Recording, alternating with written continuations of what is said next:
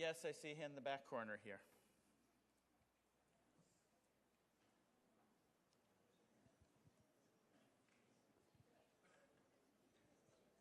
Vince O'Connor, Precinct 1.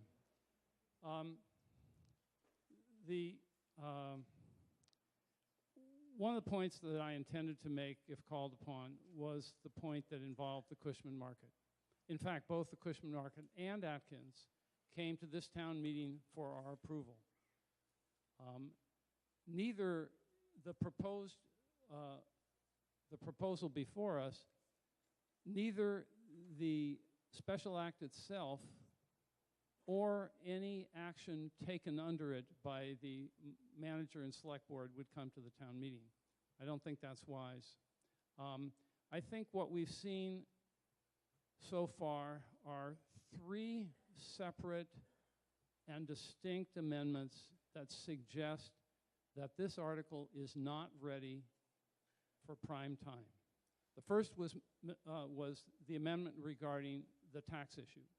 The second was a comment regarding the use of other town funds, which I don't think received an adequate or appropriate answer, and which concerns me. I personally think that any legislation of this sort ought to bar the use of this vehicle if other town incentives. There ought to be some provision that makes it clear that you can't have both and when one addresses your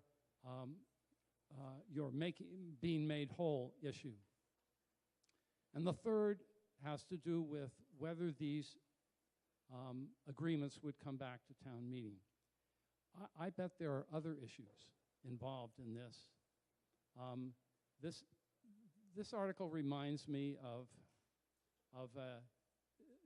what's suggested as a natural history museum displaying a grizzly bear by skeleton rather than fully clothed, shall we say. And I think, unfortunately, what we were presented with was a skeleton.